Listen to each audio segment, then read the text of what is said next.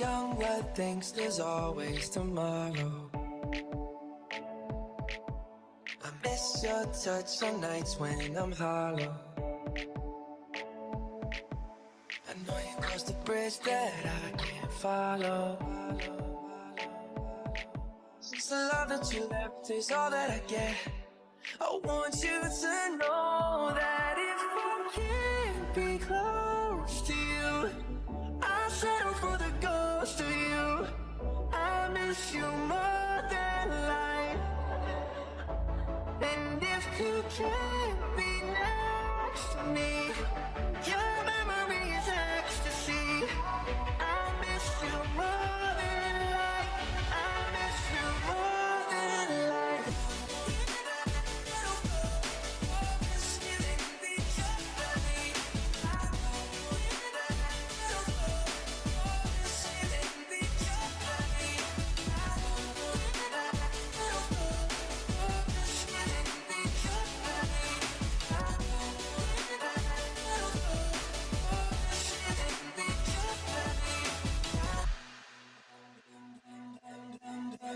Blood thinks there's always tomorrow. Need more time, but time can't be borrowed. Leave it all behind if I could follow. Since the love that you left is all that I get, I want you to know that if I can't be close to you, I'll settle for the ghost of you. I miss you more than life. And if you can't be next to me, your memory is ecstasy. I miss you more than life. I miss you more than life.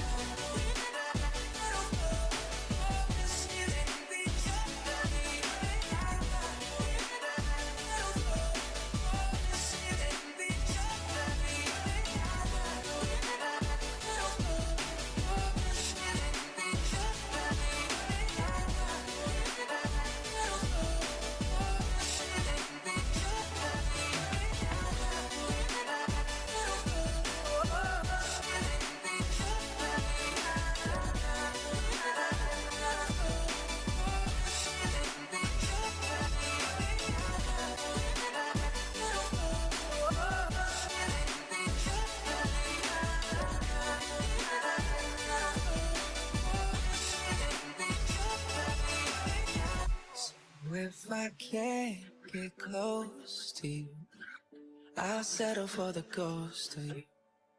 I miss you more than life.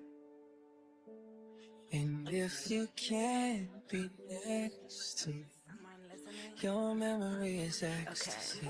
I miss you more than life. I miss you. Let me tell you the story of that guy. First you loved, then you promised. Was losing control, crazy night, intense. Now, living my own life. Got you out of my have been wasting too much time. Gonna leave you far behind.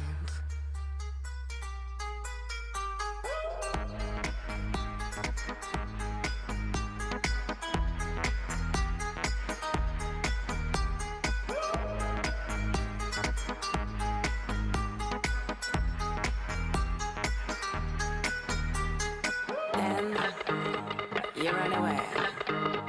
Are you thinking of me when you took her? Does she know you were supposed to love me till you die? Almost kill me.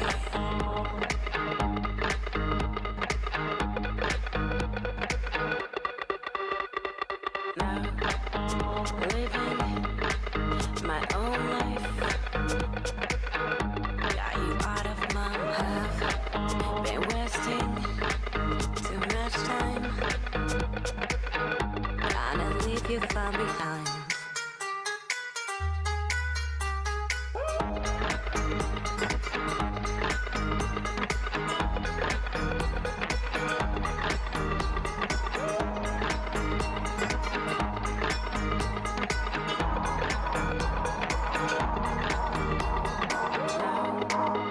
Living my own life. Got you out of my have been wasting too much time. Gonna leave you far behind. Living my own life.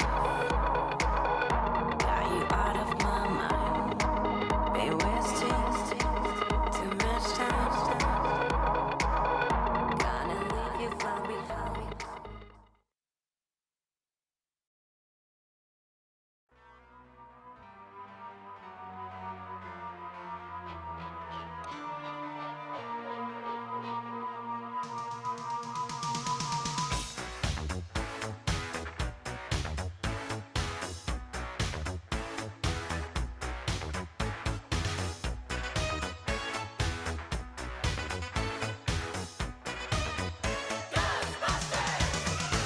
If there's something strange in your neighborhood, who you gonna call? Ghostbusters! If there's something weird and it don't look good, who you gonna call? Ghostbusters!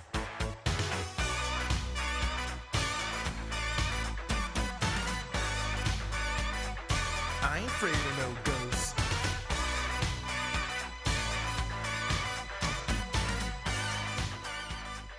I ain't afraid. Good morning, everybody. How are y'all doing? Awesome. Great, great. Okay, we're going to rush through things today because we've got a really, really special guest speaker today. All right. And then So he talks long. yeah, he does have lots of good information. Okay.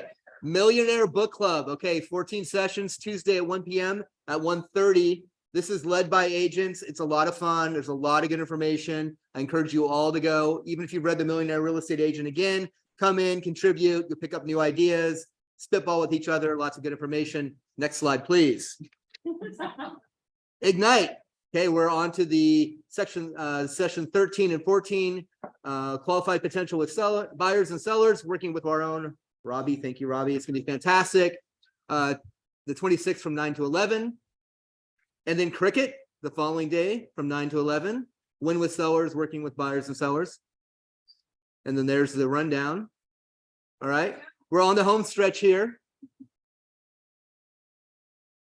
Okay, credit hour class, armless enhancements and updates presented by Fidelity National Title. I think it's a good thing to come to. They're always tweaking what they have to offer, and it's good to know what these tools are and have them at your fingertip to use. Wednesday, October 26th, 11 a.m. to 12 p.m. here in this training room that you're in right now. There'll be lunch, right? There'll be lunch. So there's a good reason to come. Okay, KWYP Austin. Or Austin's. You just say time. Austin's. I know, right? Yeah. Okay.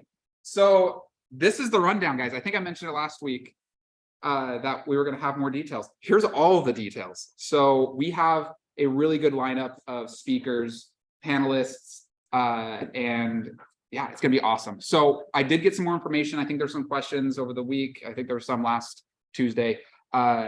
Yes, anyone can come. You do not have to be a YP, a young professional. You could be, we were calling it silver professional, an established professional, or no, not even established. That's not the right word. Silver professional. Let's go with that.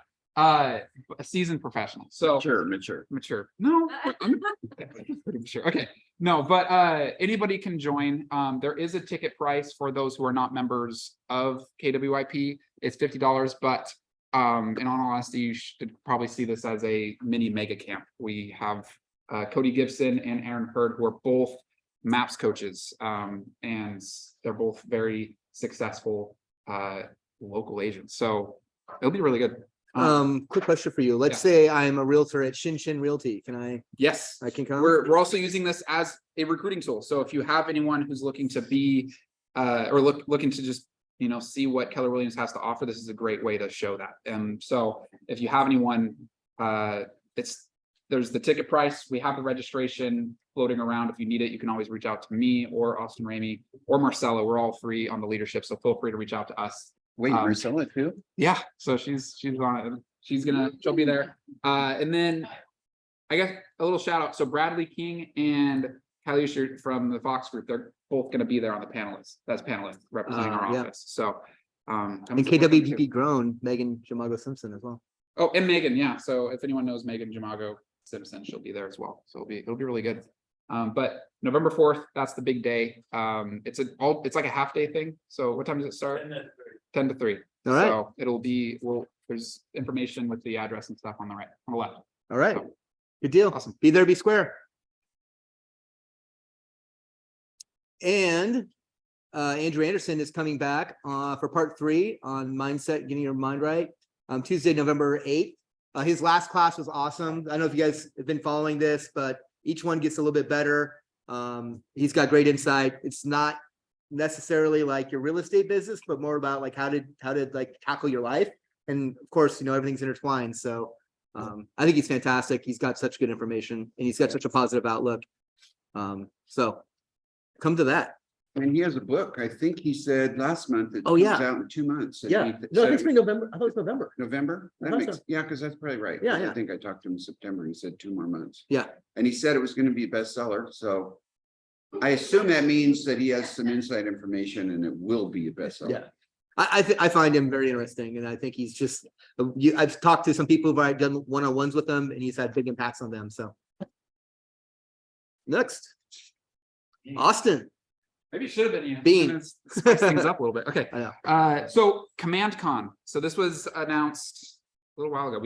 I saw it yesterday, but we have a really cool free live event happening here. We're going to have it here at the office, stream it here at the office on November 9th. So Command Con, they're going to be talking a lot about some of the new features in Command, a lot of things that have rolled out, new things that have been implemented very, very recently. So you can learn a lot about what Command has to offer, including things like they added over 70 templates to the email newsletter templates that you can use for various reasons or various different situations. So really cool things rolling out with Command. So recommend going. It's going to be, I don't know if it's happening where it's being streamed from, but we're accommodating because we're on the West Coast. So 8 a.m. I think a little early, but Austin must be awesome. it might be awesome, but I had it Eastern time, so that's what I was Yeah. accommodating for. So Yeah. maybe on the East Coast, because it's someone who Who teaches it? well, it's like they have a whole roster, and I'll provide more information next week,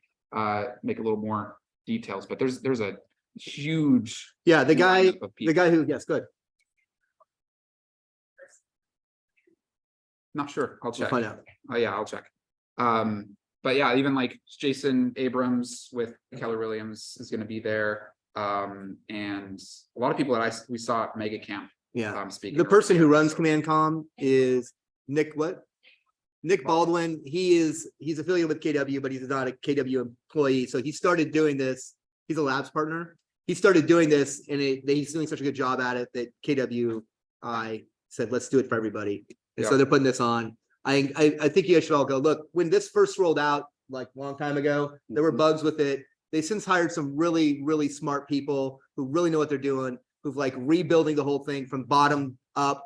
And there's lots of good things going on there, lots of stuff to be excited about. So And they're gonna have panelists who are they'll show different variations of like 10, 20, $30 million producers and how they're using Command and teams as well. Yeah. So it'll show that. Yes. I Yeah. apologize if you mentioned this, but would you be streaming it somewhere here in the office? Yeah, it'll be here. Right here. Okay. It'll be- We'll have bagels and light food so Yeah. you can come in early and So that sounds like something I definitely want to join in on. How much time should we block in? So for, The length of it. total time. So 4 hours, 8 to 12. is it 8 to 12?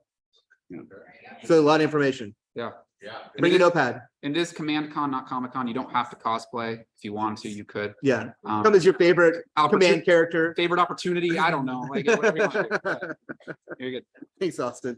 Yeah, the history behind this is that, for those of you that have been with us for a few years, Gary rolled it out and it wasn't working. He was assured that it was, and it broke down.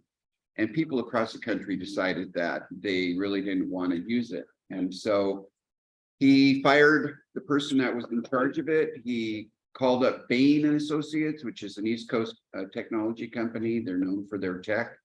They audited it, and they told him he had the wrong components to do what he ultimately wants to do, which is kind of have an Apple store with Command as the platform where you can buy applets that will work with Command that will help you with everything you do. And so I was just back in Austin the other day, and he gave all the operating partners the update. It showed he spent hundreds of millions to rebuild the platform. And unbeknownst to most of us, it's starting to work really well. And so we decided as a company that we're going to start doing these virtual updates because the functionality is pretty amazing. There are things that are working that we didn't even know are really working. Mm-hmm. So that's our goal. We'll probably be doing this into next year, having variations of Command Con. Brass tacks. I've done research on what a good working CRM will cost you. It's very, very expensive per month. And this is essentially free. So come learn how to use this. It's a good product. Save yourself a lot of money. Yes, sir. So I had that same day on my calendar, Command at 2 o'clock. Will that this be in lieu of That, I might just this.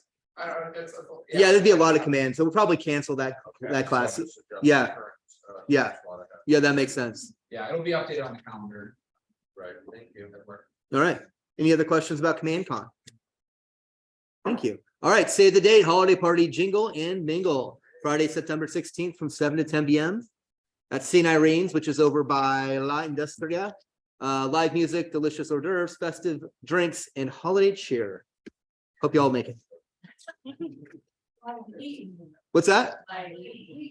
Yeah, okay. Lively music. Okay. Academy Mortgage update. We were gonna jump. You're gonna jump in later? Okay, Right, let's yeah. perfect. Let's Oh, do okay, on my that. presentation. That's Yeah, even better. perfect, Even perfect. better. Yeah, Even better. that's in- Color commentary. So, Perfect. yeah. Well, MCA update, Robbie?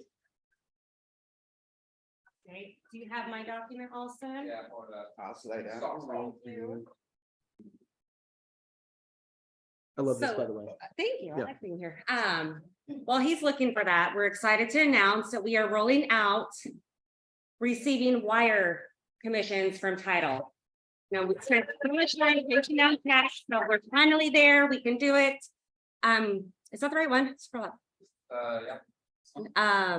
That one's not the right one. That's okay. So we created a new broker demand for you guys to use with the wiring instructions on there. We'd like to start using that effective immediately. And then Austin's going to put it on our resource page on our website. And then I can email it to you as well. We also have what he pulled up, was just wiring instructions. If you have your own broker demand, you can include Mhm. our wiring instructions with us. So effective immediately, please use those. Also, you'll see an email address on the broker demand. That is for title use only. I ask that you not use that. It's just for escrow use only. Just to keep things flowing and productive in that email account. One last, said I wasn't gonna cry and I knew this was gonna come up. Announcement, my husband and I are relocating to North Carolina.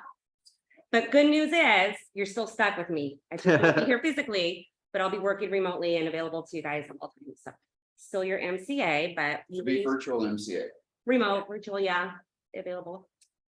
Couldn't leave you guys completely, Yeah. just physically. So I'm still here, still your full-time MCA. So reach out to me. I'll be at family reunion. I'll be popping in throughout the year. So Zoom calls, we'll get to see your Yep. face. I'll be around What city are you? Charlotte Oh, yeah. in about 3 weeks. So that was my 3 big weeks is update. coming really It's fast. coming too fast, way too fast. Push it back. Thank you. Push it I don't know. Push it back. back. Push it back. We have new government. All right, so the moment you've all been waiting for. Austin? You're on, Austin. You're on, Austin. By the way, We have this little slide created, please. We have this little slide created by Michael Lewis Marketing Suites, for those of you that are new to the company. Michael Lewis Marketing Suites is a company that I use almost always to create my anything that needs art, so presentation formats and whatnot. They're ridiculously affordable. This is probably $45 an hour. Yeah. They did this for $45, which to me is amazing because I'm a stick man guy. That's how creative I am. So, so things are changing. Rates are going up. They broke through another barrier. It's like, oh my gosh, when are they going to stop? I'm hearing 8%, maybe by the end of the month. Like, Today oh my was a gosh. good day. Huh? Today was a good day. Rates Today got went down a little bit. So, you know, we don't know if this is the top or if there's another percent on the top or like whatever it is. All I know is that it's going to get harder and harder to qualify buyers for financing. Thank you. Wow. I'm working on that little solution. And You want a stool as well? no, no, Oh, you're good? I thought that was. I hadn't thought about that. So we're going to start to have to use seller financing to close deals.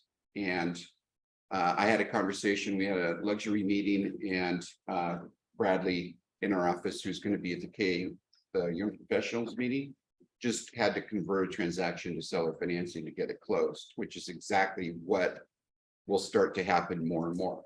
And here's my background. I started selling in '79 when I was 20 and enjoyed it. And so I thought I better go back and finish my degree. So I went back to college, got my degree, then started again in late summer of 80. And when I first worked, interest rates were 9.5-ish.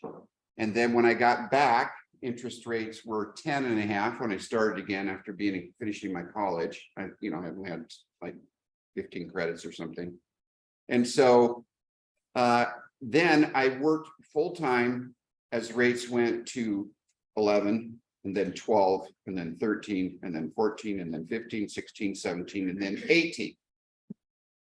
Does anyone ever hear about those days? Those were the early 80s. Okay, so I was selling full-time, and when buyers can't qualify for loans at 12 or 13 or 14% that still want to buy property, all of a sudden the things I'm going to talk about today start to kick in.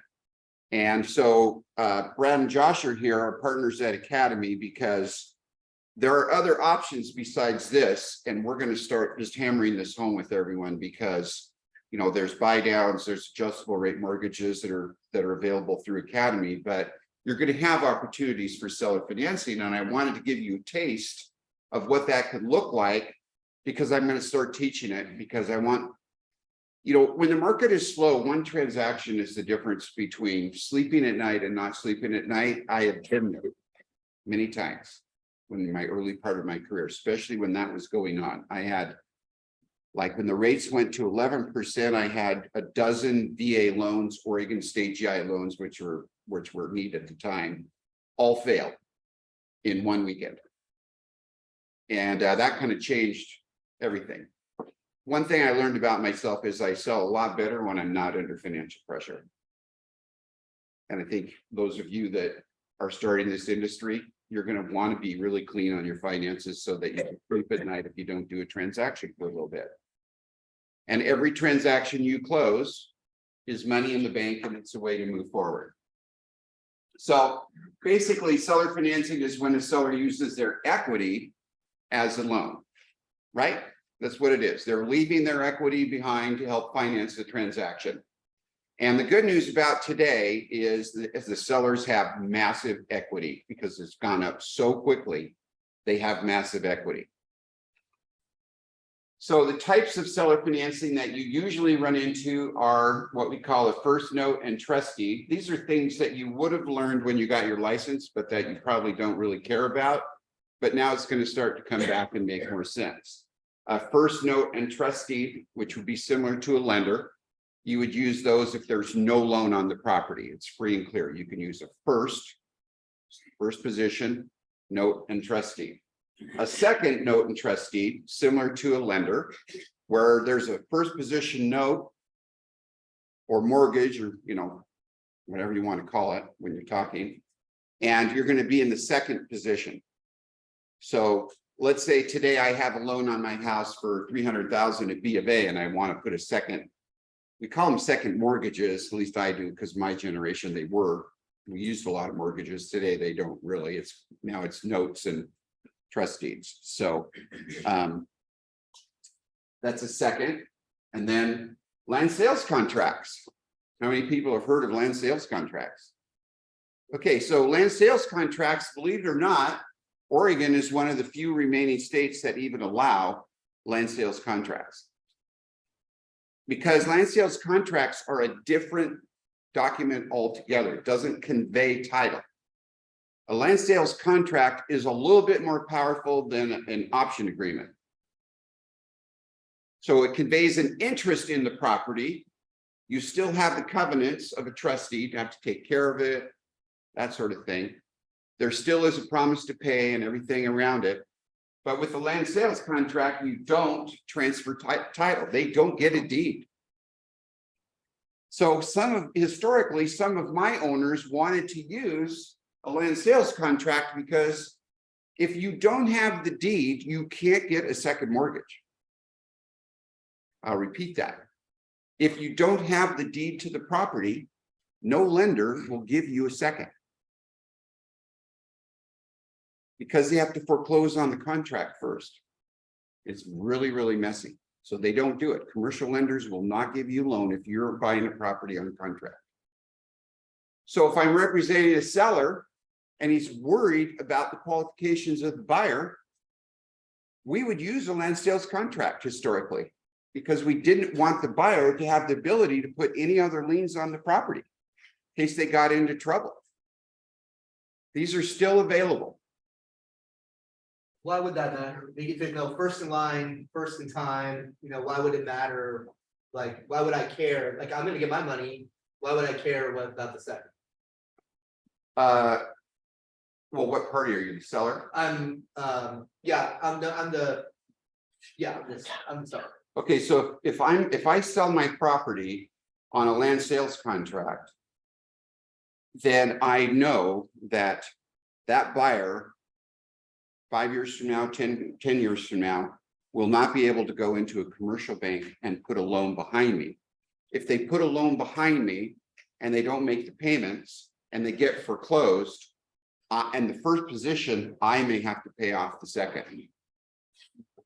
Like if there's like a short sale, then everybody has to agree, right? Yep. To whatever being left on the table. So you keep, just because you're in first position doesn't mean you're gonna get all your money, because the second person still has to someone sign off on their short. So For the purposes of today, I mean, I'll run way over if I get into the weeds on this, but I am going to start teaching this regularly. So if you want to get into the weeds, come to the longer one. That next one will be an hour and a half. The bottom line is a land sales contract. I've probably done 100 of them over the years, and they're perfectly viable in terms of the IRS. You get to deduct the property taxes, you get to deduct the interest, all that's the same. The only thing that really changes is you don't have the deed. The deed is in the name of the prior owner. And so you can't go in down the road if you pay it down over 10 or 15 years and get a loan on it unless you cash it out. Okay. There is something that's unique about a land sales contract. I've never done this, but about 15 years ago, the court had a precedent go through where a person was able to foreclose on a land sales contract in 30 days. The courts treated it like a lease option, where the landlord gave him a 30-day notice of default and took the property back, and the court upheld it. That's crazy. Like if you own a home and you can get foreclosed in 30 days, right? It's crazy. So there were no other precedents behind that. So over the years, I would ask, has anything come up in the courts? You'd ask your attorney, has anything come up in courts about foreclosing on these? And my attorneys would always say, don't count on it being 30 days. But yeah, it happened. So if you were a seller, you would love that. If somebody didn't make the payment, prices went up, they were in default, you'd love to take it back. So that's out there. I never had a client foreclose on a land sale contract in my career, so don't know if it would ever happen today, but it's something that I always ask the attorneys if I'm about ready to do one. Okay, so and then it's nearly impossible to add a commercial second. I spoke about that. Okay, we remember mortgages from when we got our license, right? Mortgages, when I started real estate, they were everywhere. The banks weren't using notes and trust deeds, they were using mortgages. That was a conventional security document. So you would get a mortgage to buy a property. The problem with mortgages is this little right of redemption. You remember what you studied. The right of redemption was you could foreclose on someone, and then they had the right to buy the property back in Oregon for 6 months. So it's like, okay, why do you want to spend all the money on attorneys, foreclose on a property, have them leave, and then you move in, you fix it up, you do whatever, and then they borrow money from a family friend and come back and pay the delinquencies and take the home back. So it became, very unpopular with the lenders. So they switched to the note and trust deed. Remember, with the note and trust deed, you go like 120 days, you give notice, you can foreclose in like 6 months if everything goes well. Okay, so the main ones are what I said up here. All right. So the most common ways a seller can finance or help finance a sale. They sell their property using a first position note or trust deed or a land sales contract. My generation, many people I run into right now own their properties free and clear. They're rental houses, they're fourplexes, they're single family residents. They own them free and clear. Many of them also have enough resources in the bank that they can live on it.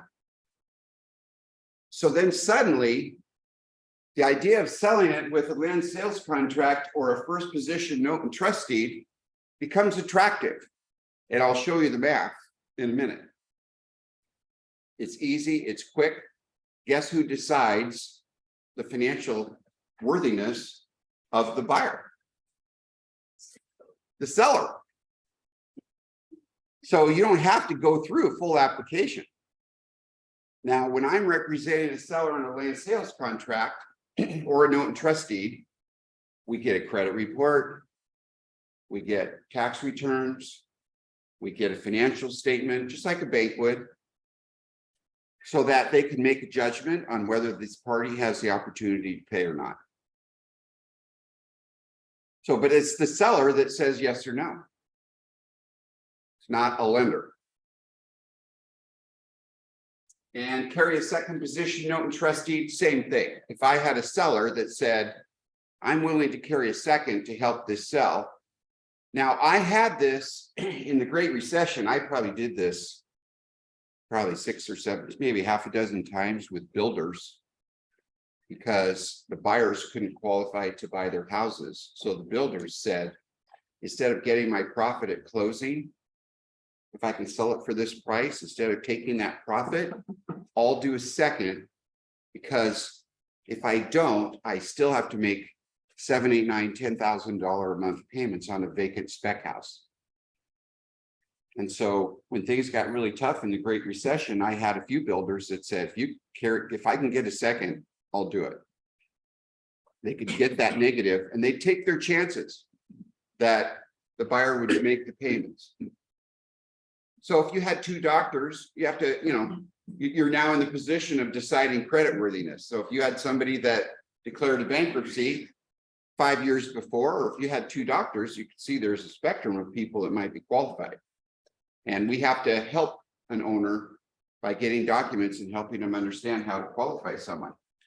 And then this wraparound trust deed, the title company, what'd Shelley call it? Shelley had another name for it. Yeah, well, it used to be called a wraparound. Technically, it was an all-inclusive note and trust deed. That was used if there was a first mortgage on the property and you wanted a document that would leave the first mortgage in place and establish a new loan that left that one and wrapped it. And I'm going to talk about that in a minute. That was called an all-inclusive note and trust deed. They still exist. I called Shelley at the title company. Hey, Austin, Before you go, will you flip up the stuff that we sent you from Shelley? Okay. So she said that the attorneys prepare the all-inclusive trustees now for the title company. So they use a standard form, but then they plug in title information, you know, deed information, etc. But it leaves the note intact. And so basically the seller, I'm selling a home and I owe 300,000 and I'm selling it for 600,000 to you. You're going to pay me at some rate and I'm responsible to make sure the first gets paid because it stays in place. That's called an all-inclusive note and trustee. Do lenders in first position like that? Did the lender? Do lenders who are in first position like that to see a second? It depends. So that's a very good question, which I was going to get into in a minute. And I know this is why you guys can speak on this. I just talked to, I think I just talked to Bradley and he said that he called the lender and the lender was fine with it today. Yeah. And I thought, wow, that's interesting. Yeah, what about like an FHA loan? It's Well, there's something called a due on sale Yeah. clause in there. So I think if a lender found out about it, they wouldn't want their loan paid off. Yeah, so So it might depend on the specific. Yeah. So product. usually like an FHAs are assignable, aren't they? Assumable. Assumable, sorry. Yeah, the FHA, VA, USD are all assumable. yeah, so there's variations on that. 30 years ago, they didn't have due on sale clauses as prevalently as they do today. And they kind of learned, or the lenders learned, right? So they added the due on sale clauses. So they had the right to decide. So today, a lender might say, well, we'll allow it, but we have to pre-qualify the buyer that's going to buy it. They might say, well, we're going to re-qualify the buyer, and like I did one here a couple of years ago, and they said, we'll leave the rate the same, which wasn't a surprise because it was higher than the market. But we're going to charge you to assume this loan. It was like 700,000. I paid like 10,000 bucks in fees to have them tell me I could assume the loan. And they left it the way it was. So the reality is, it might have been Pam. Someone last week told me they called a lender and the lender with that note and trust deed, yes, yeah, you could sell it on a all-inclusive note and trust deed and we don't care. So I think those are probably very few and far between, but if I had a seller and I thought this was a possibility, I'll show you why it might be a possibility next. I might call the lender and on behalf of the owner and say, what are the requirements if I sell this with a all-inclusive note and trust deed or land sales contract or whatever it is? That due on sales clause is almost in every single note and trust deed today. They're going to have a say in it. You just have to figure out what it is. They might raise the rate, they might leave the rate, they might charge a fee, they might say it's all okay. I did this, we did this for a builder, and they had a loan with Banner Bank. Of course, I don't know if you remember this or not, but Chad took a home in trade on a home, and the lender, so he had a construction lender that he had a very good relationship with. When the market turned in the Great Recession, we had several homes over $1 million. And so the lender, the construction lender, allowed a trade with the builder staying on as a personal guarantor and extended it for 18 months, which allowed the buyers a chance to take care of some credit issues, establish some things, and then refinance. So the builder said, I'll get out of this, but I'll stay on the loan. I'll do an all-inclusive note and trust deed. The lender said, fine, as long as you're still on the loan, here's the rate it's going to be. I'll lock it in for 18 months. And the buyer said, we get to trade our house in, end up in a brand new home, and we have to refinance in 18 months. So you never know. Just depends on the lender. And builders, a builder that has a line of credit with a lender is might have a greater opportunity to do something like this, because it just depends on the builder and their you know, how much business they do. All right. What factors motivate a seller to finance a sale? Okay, well, one, they can achieve a higher sale price by being flexible with the down payment, the interest rate, and the term, which I have a scenario too, which I'm going to go through. So think about this. I'm asking $1 million for my home. Well, let's think 2 neighbors side by side, and they're both asking $1 million. And they both own them free and clear, and one is willing to sell it on a 5% contract, and the other is willing to sell it on a 3% contract. Which one would be more interesting? Obviously, the one with the 3% contract, right? Sellers decide. They can decide what the interest rate is.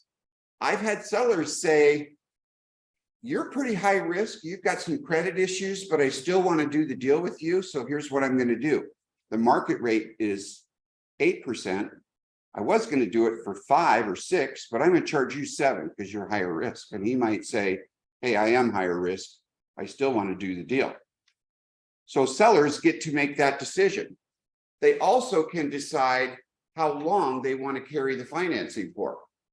You want to do it for 18 months, for 6 months, for 2 years. We sold a house up by the Oregon Golf Club, and the buyer bought it on a contract. This was 3 years ago. And the buyer was a builder that said, I have some houses out there and I want to end up with this free and clear. So if you'll do a note for like $1.5 million, I think he put 300,000 down, note for $1.5 million, I'll pay it off in 18 months. My seller said, great, I don't need the money. I already have my new home in Dallas. And I'll get it, I don't remember what our note rate was, but let's say it was at 6%, 5 or 6% probably. This was like in 2018 or 19. And the seller said, fine. He met with them, got the financials, said, I'll do that deal. It's a young family. They were going to come in and do some nice things. And he did get his money in 18 months. He got all his money and paid off. So rather than go to a bank, we had kind of an issue on that one because the original house burned down. And it was a foundation. It looked really ugly. Then he built another house. And so it is possible that a lender would have looked at it and said, I don't want a loan on this because you have this foundation and it's a risk. Like somebody could trip and fall into the basement because the basement was there and the house wasn't.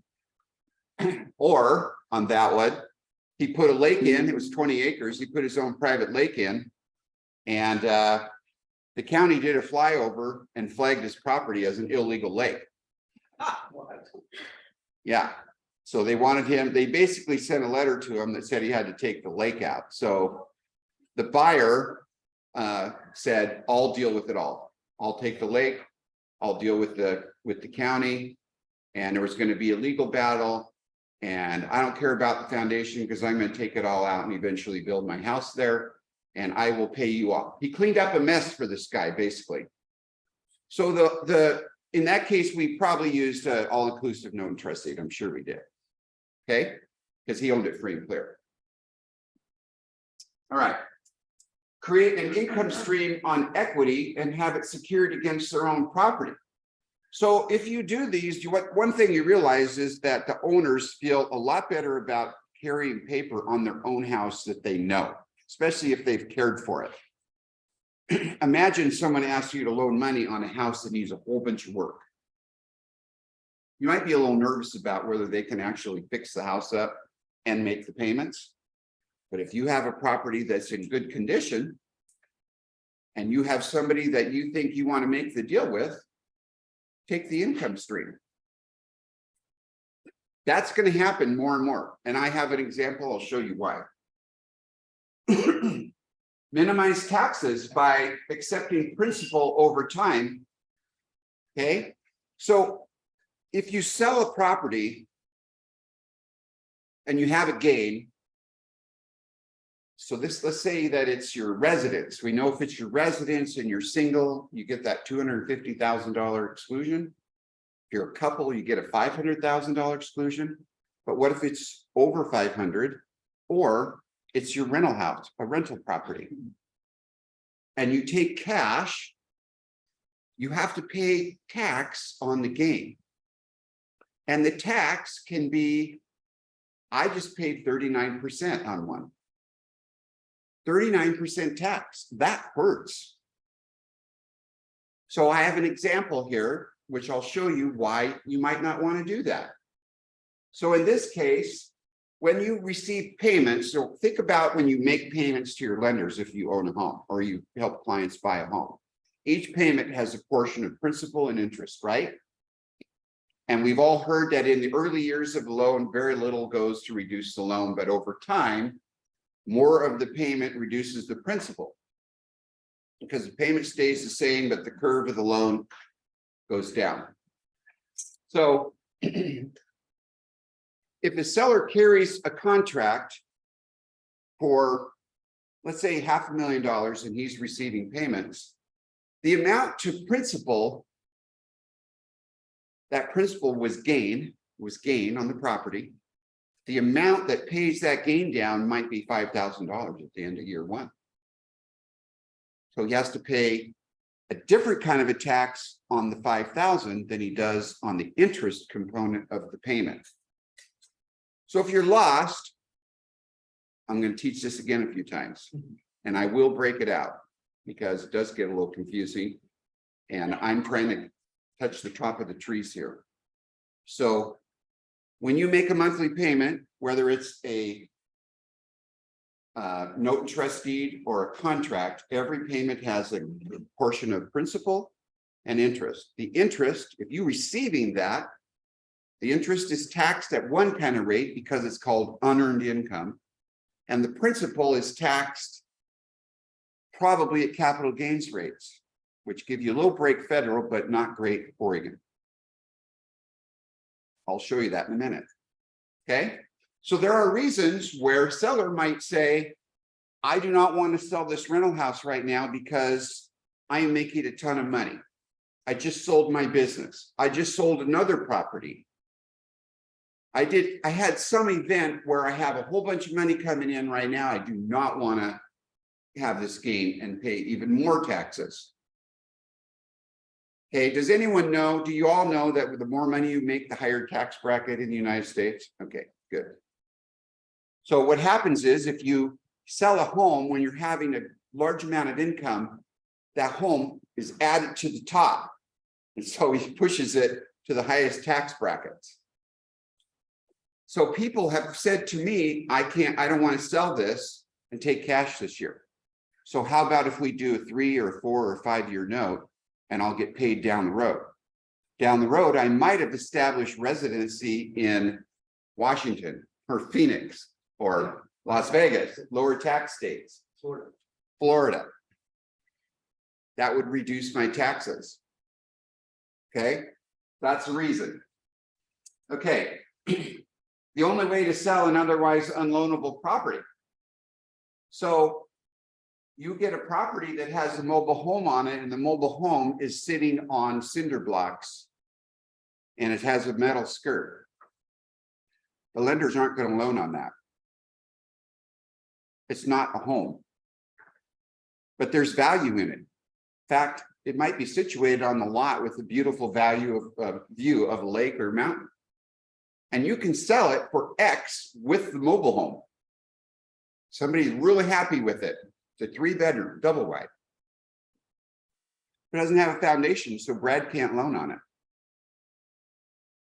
So you could use the note and trust deed and create income for the owner. That's when you'd use it.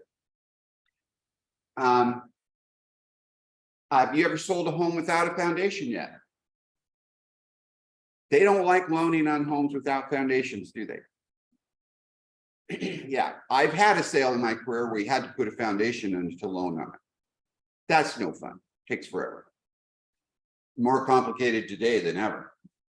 So if I had a home, a beautiful home that was not on a foundation, I might sell it on a 1-year note and trust deed or land sales contract, and the buyer might be an excavator. And he says, I'm just going to put this foundation in. I'm going to trade labor and material with friends because I'm an electrician. And I'm gonna get this all done and I'll cash you out in a year and a half. And the seller says, perfect, I'll take the income, I'll get the rest of it. Maybe I'll even be in a lower tax bracket when I get the rest of it. The new buyer is going to cure the problem. Okay, so far, making sense? Raise your hands. Who's confused? Oh. Mark's always confused. You don't count. Okay. How about selling a property that was substantially damaged by a flood, fire, or wind? Anyone had to do that yet? What if this winter we have a Columbus Day storm? Anyone ever hear of the Columbus Day storm? Hurricane, we had a hurricane in Portland. I lived through it. I was 4 years old. I remember it. It blew down half the trees in Portland. Not half, but all the ones by power lines, it seems like. Portland was out of power. Portland was out of power. I think we had over 100-mile-an-hour winds, 100, whatever, 102 or 10 or something like that. But it was in the winter, been raining, blew all the trees over, the ground was wet, everybody was out of power. Let's suppose we had an event like that, and someone called you and said, during the storm, a tree fell through the roof. And I'm just going to move out of Oregon. I hate Oregon. And I do get insurance. They agreed to rebuild it. They're going to give me a check for $350,000, but I'd rather use that money to go buy a house in Arizona. Can you sell this with the tarp over it? Do you think a lender will loan on that? Yeah, this is when seller financing comes into play. Now, I'm assuming that the loan on it, there's probably a loan on it, but that, I'm not assuming that you have to deal with that at this moment. But it's damaged, and I have sold severely damaged properties on contract because the buyer was going to fix them during that period so they could qualify to be paid off. That's why we use them.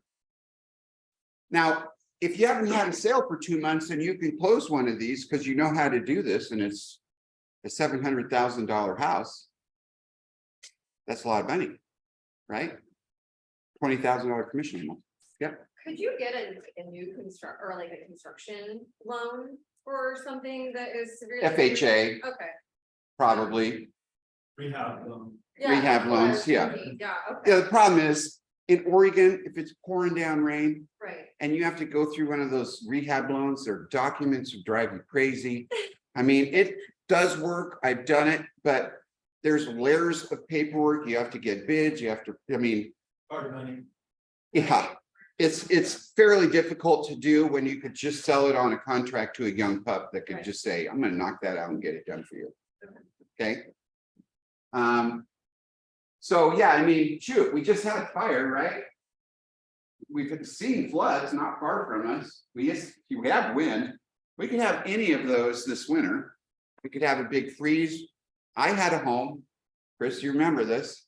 We had that home, that listing in West Lynn, and the water pipes broke on the second floor in the winter. And we had the home listed at $1.3 million in West Lynn. Beautiful view of Mount Hood, which allowed all the wind to blow right at it at 20 degrees. Someone showed it.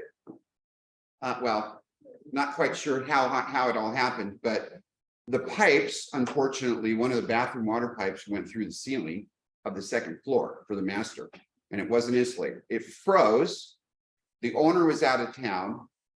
You couldn't drive in West Lynn. It was so steep. So I hadn't gone to see the house for like a week, probably more.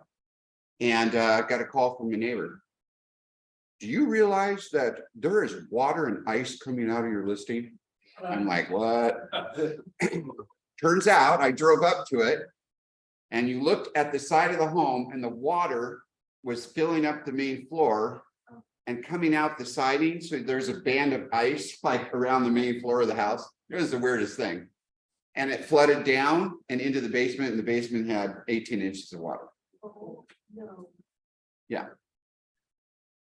So, it always takes so long. Okay, I'll speed up. Okay, how about this? A buyer might not qualify for financing today. We've had plenty of these folks, especially when you're coming out of difficult times. I've had doctors that had foreclosures that we sold on a note and trustee. We got permission on the first to be able to do it. Working couple that makes a great income, but they don't have enough down payment. We can help. Yeah, you can help them with that one. A buyer that can repair a home, a house deficiency such as roofs, electrical, foundation, can earn a down payment. A seller, you can do it through a loan, or the seller can just say, let's close it in 2 weeks.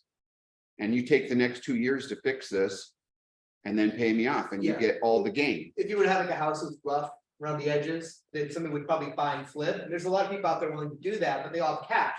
This opens your pool up to a higher sales price, people who maybe don't have enough cash to do it, or at least lets them have more cash to fix up the home. And it makes it a more appealing. Exactly.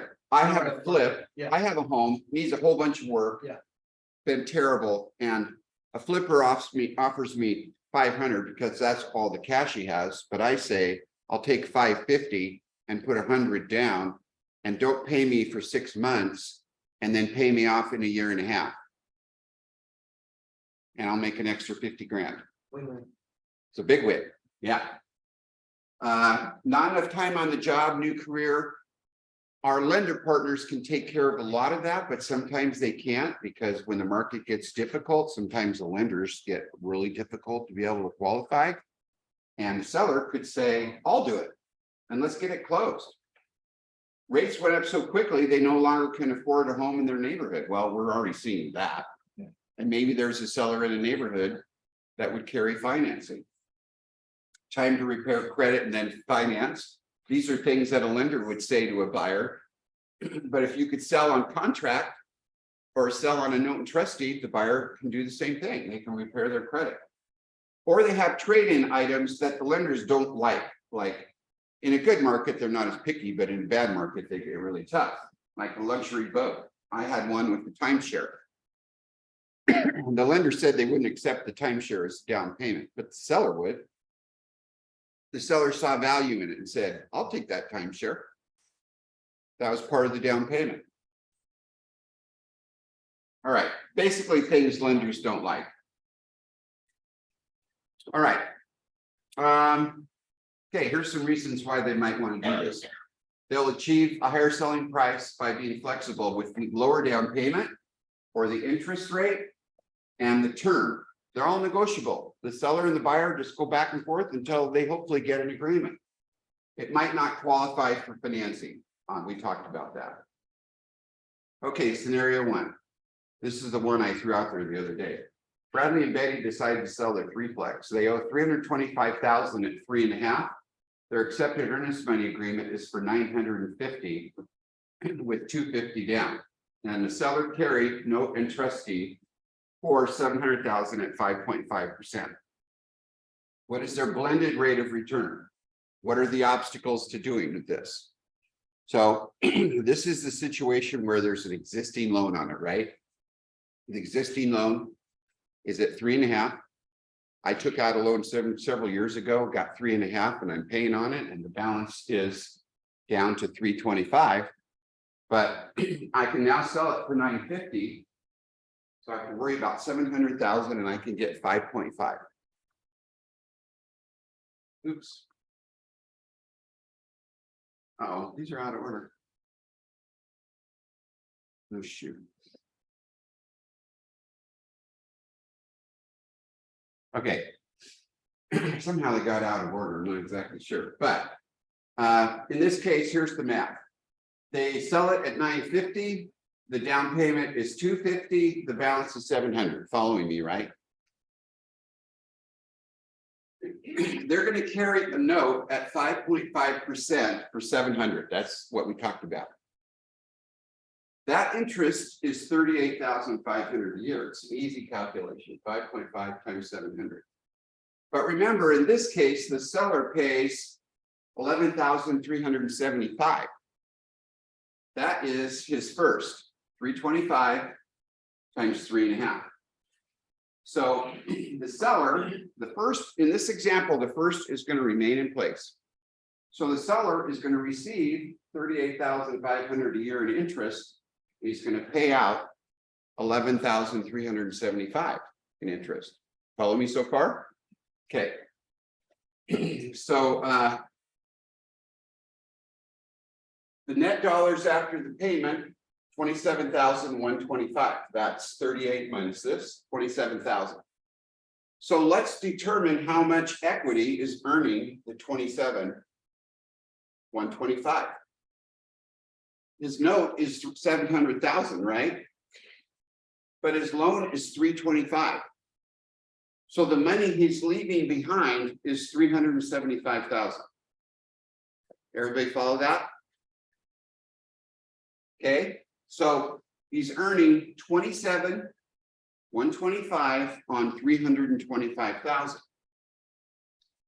That's 7.2. 27 is what he's earning. This is what he's leaving behind. He's earning 7.2. Yeah. Do you find that with all this math that you provide this information to your sellers? I lay it out just like this. Are they relatively versed in this already, or do you have to kind of walk them through? No, I always have to walk them through it. Even my builders that I've done this for. This is difficult to find, but it's easy to understand, isn't it? I mean, does everyone follow it? It's pretty simple math, except, you know, you have to understand how to do it. So here's why someone would do this. Their stated rate on the note is 5.5, but their rate of return on this deal is 7.2. Now, if your alternative is to put money in the bank and earn 0.5% in the money market, which would you rather do? Yeah, that's why people do this, because they like these wraps, because they'll make money on the existing loan.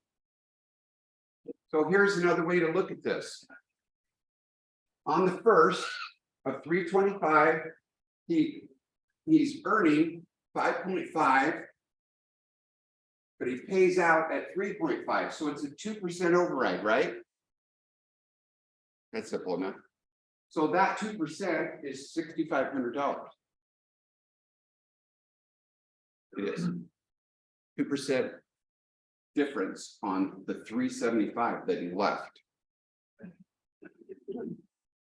On the equity of 375 here is 5.5. That's 20. So the override spread of 2% on the loan he had on it. He's making money. He's making a spread on that. He pays at 3.5. He gets it in at 5.5. So he earns money. That's the whole key to this thing. Plus, on his equity, he's earning 5.5, which is 20. And that's how you get to 27. So that's another way to do it. Might be easier to show a client. You get to the same place. 27, 7.25. You get to the same place. If I'm an investor and I'm like, okay, if I can get 7.25 in this environment, I'll take that deal. Because otherwise I take the money and I'm not going to earn very much. And this is a good return today. Okay, so now I have to go back to, so now these are out of order. Okay, how about this one? John and Sarah's home is listed at 725.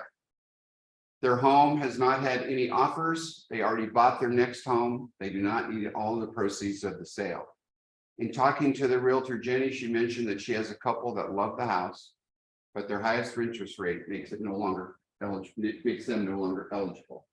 So Jenny called their lender, Josh at Academy, or Brad, because he's in the room, and learned that if the sellers carried a second note and trust deed for 3% for 5 years, then the buyers would be able to buy the home. Their first position loan with Josh would be at 6.5. So you get the concept. If the seller carries the second at 3, they get to borrow less from the bank, and now they can qualify. So the seller is taking a low interest rate to make this happen. The payment's better, they're missing out on PMI and all this stuff. Yeah. John and Sarah are trying to decide, do they carry a second at a sales price of 725? with 3% for 5 years? Or should they lower the price to $695, which is what Jenny is telling them to get their cash? They're gonna have to get under 700. How many times have we had that conversation? In the hopes of getting cash out. Now, in this deal, let's say the home needs to be updated. So we know everyone coming through is saying it needs money put into it.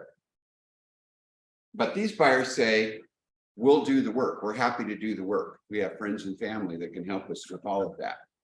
So now the seller is like, I want to get this deal together. So which should I do?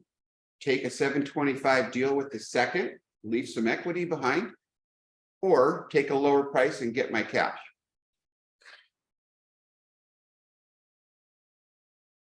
Okay, let's see. Here. So let's say they have it at 695, they lowered it to 695, and someone made them an offer where they asked for $5,000 in closing costs. Is that reasonable? Yes, so that's what I did. So they're really netting 690. Okay. So the sale price would be 690. In that case, the buyer, let's say the buyer puts 10% down, which is 69,000, and then they borrow 621. We know that. We know how to do that math, right? Okay, or this was their choice, sell it at 690 when the buyers do this to get the loan, or I'll sell it at 725 because they're willing to pay 725 if they can get the house. They thought it was a good value. And the seller leaves behind 72.5. They're going to carry a second. And the buyer still puts down, now they put down 10% of 725 instead of 10% of 690. So the buyer is putting 72.5 down. Now the borrower is borrowing 580. This is why this works. On the first example, they borrowed 621 at 6.5. Now they're borrowing 580 at 6.5. And that second's at 3%. So the payment is low enough that they can make it work. Could that second be at 2%? Go ahead. Where does the down payment go? Right to the seller? Well, that's a little bit of a confusion, but remember on that one, they're just getting cash. The seller's just going to get all those proceeds. So I put that up there because I'm going to tie it together down below. So just be patient for a second. Okay, are you following this? Okay, so two separate transactions. Don't try to put them together yet. One way, typical deal, sells it at 690, buyer puts 10% down, goes to the bank for the rest, pays 6.5. The other way, you have a question or is that? Yeah. Yes. So on the second one, the down payment, that's going directly to the seller, the 72.5.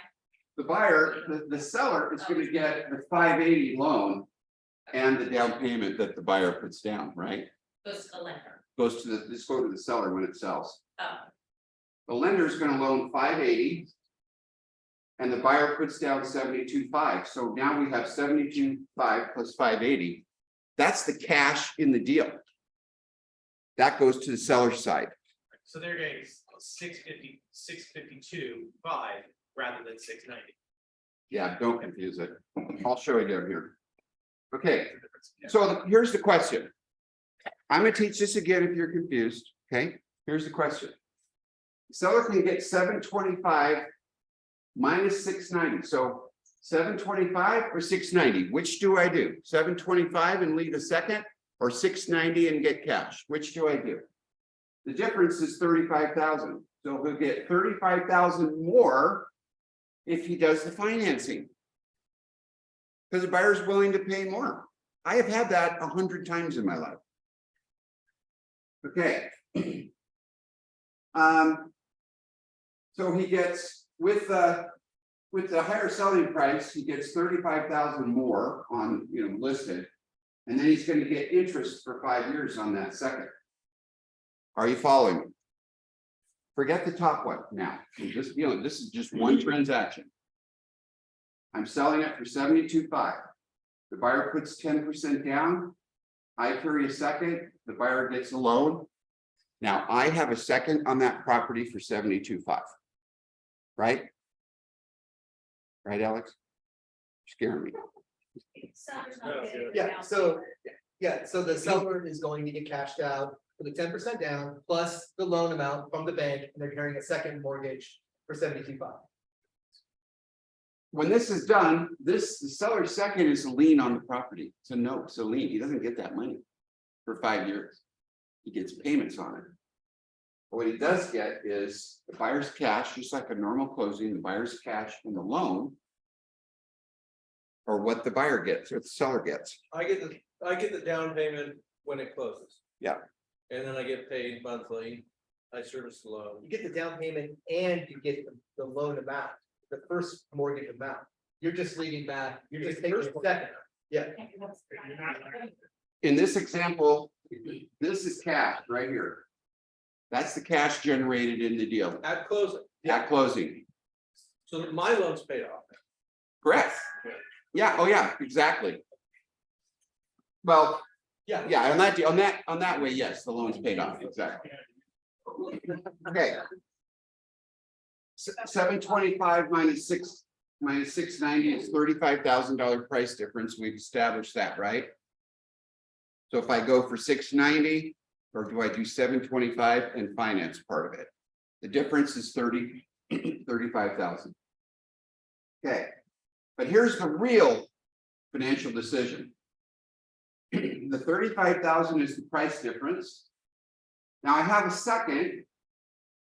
Okay, it's a 10% second, and the buyer is paying me every month at the rate of 3% interest. So 3% times 72.5, my second that I left on the property, equals to 2,100 a year that they're paying me interest only on the second. Times 5 years, it's 10,875.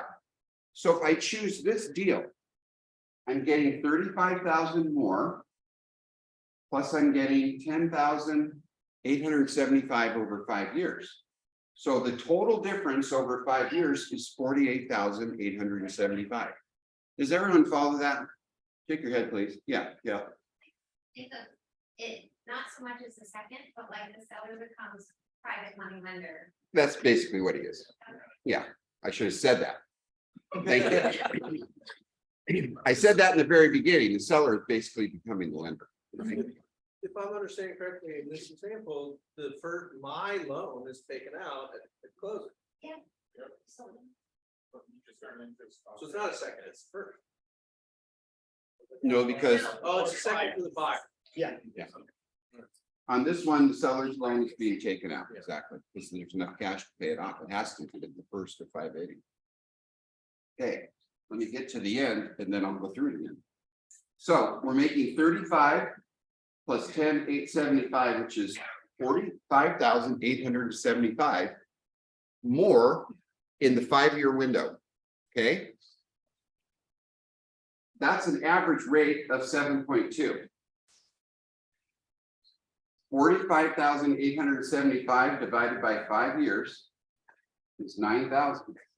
9,000 over 72, excuse me, is 12.6. This is a 12.6 return.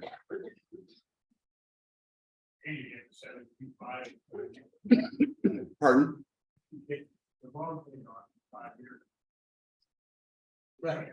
Yeah, you get 72.5 in cash at the end of 5 years. So if I'm an investor, well, first of all, how many people follow this? That's pretty good. Okay. So I know it gets us out of math, right? If you didn't take math, it gets confusing. But if you have enough time, this is not that complicated. If you have enough time to think about it, it will make sense to everyone.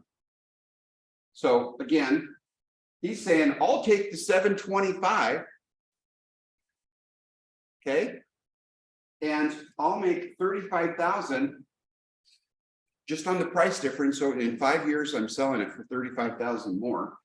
And I'll earn the 3%. I used a really low rate because you can see what happens. I'll earn 3% on the 72.5, which is 2175 a year. 10,875 over 5 years. If I add them together, that's how much money I make on this deal at the higher price, leaving 72.5 of my own cash. another way to look at it is, are you leaving 72.5 of your own cash? Well, no, because they raised the price 35. So most of it is why they raised the price. This is why you make a good yield.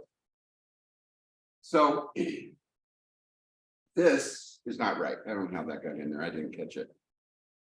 45 divided by 5 years is 9,000, and 9,000 over your note is 12.66. I think that came from the other one. Yeah. Okay, I don't know how I got that in there, sorry. But this is the bottom line. Everyone can see this, right? 45,000.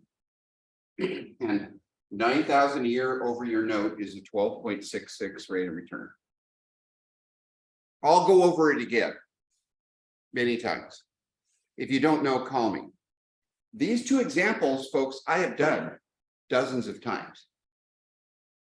Today, when rates are going up quickly and prices are starting to go down or getting soft, it is not uncommon that you're going to have a buyer that will say, I like that price, I will pay that price, I just can't qualify for it.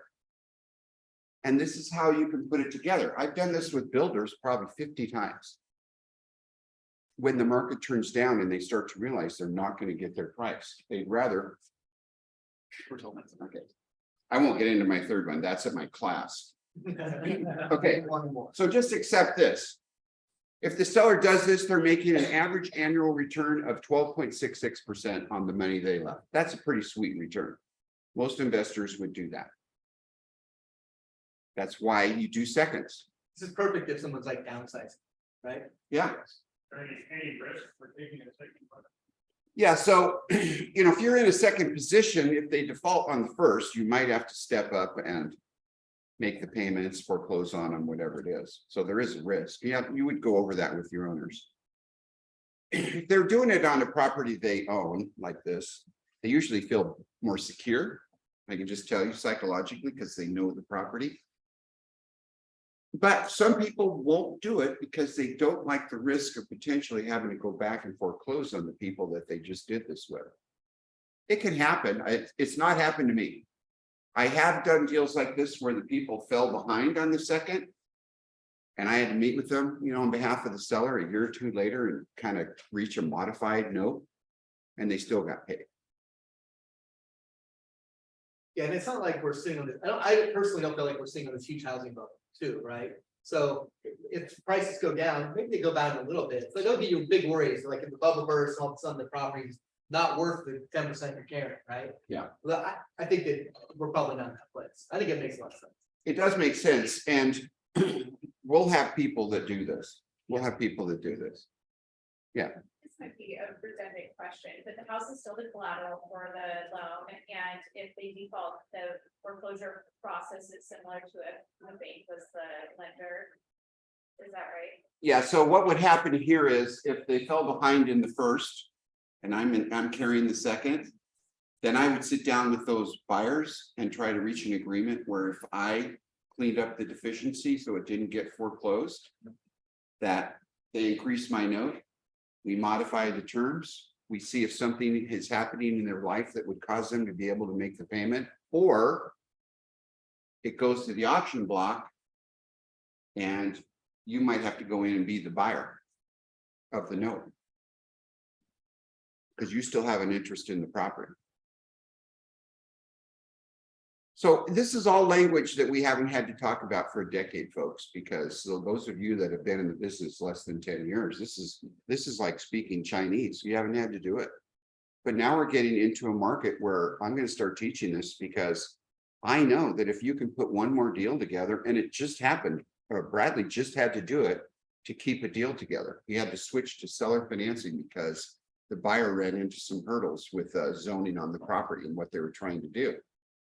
And they were going to walk away. So the seller said, hey, I'll just carry the paper. Would that be a good thing?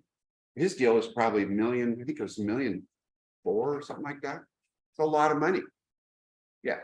I think the other thing in the current environment that we're in right now is the expectation is that rates will be coming down in the next 6 to 12 months.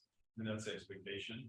I've been hearing as early as first quarter, some later, but that would mean the seller might not have to keep it 5 years, That's right? right. And actually, the shorter the period, the better the return. Yeah. Because if they were able to get an additional 35,000 for the home, or whatever that is, that, you know, it's just over less amount of time. Yeah, I'll tell you what, just to make this even more interesting and then I'll finish. Thank you for staying over, but I'll teach this again in a couple of weeks. I'm just gonna keep doing it until everybody understands how to do it. I did one of these and I carried the paper. So I took my commission on $1 million in Bellaterra, $1.3 million, whatever the home was. So what's a commission on $1.3 million? I was the only realtor. 5% on $1.3 million, 65,000. Okay, so I carried 5%, didn't take the commission, earned some rate of return. I don't know what it was. The builder carried 5%. That was the 10%. So I didn't get a commission at closing, but the builder got out from the $10,000 a month payments. The buyer was able to close on the loan that they wanted. I didn't get paid, and guess what happened? Rates went down. It was a 5-year note, and I got my money in 2 years. I felt really good about getting a $65,000 check 2 years later. Get a client probably for one. What's that? And a builder client who's in your debt. And the builder got out of a $10,000 a month payment, so he was thrilled. At the price they were willing to pay, he had enough equity in it to be able to leave his money behind. So I left 5, the builder left 5. He got some cash at closing because he had equity, and we financed it. And I got paid 65,000 2 years later, even though I did a 5-year note. To your point, if rates come down, they pay off sooner. I've done them where I have older people that want to carry a contract on their house because they want the stream of income. They don't want to pay all the taxes. They want the 5,000 or 8,000 a month coming in. And so the question then becomes, can I put a prepayment penalty in this so they don't pay it off when the rates go down? Because I don't want to carry this for a year and then have them go refinance it. And then I have the tax bill next year for all my gain. And the answer is yes. I put in some hefty prepayment penalties to make sure they thought twice about doing this. I've carried a contract. I had a property up in La Grande, Oregon, and it was free and clear. And I had a buyer that wanted to buy it, and he was willing to pay probably 15,000 more than I thought I could get for it. So I carried a note at 9%. And then he called me about 4 years later. I just left, I think I had it like 15 years because it was just a small deal. It wasn't a big deal. I just thought I'll just take the income. And I liked the guy, and I knew he could fix up anything that needed to be fixed up. Anyway, he called me and he said, you know, interest rates have gone down. I'd really like to lower this note rate to 7%. I said, yes, I'll do it. I don't want you to pay it off because then I'll have a gain. I don't want a gain right now because I'm making good commission money.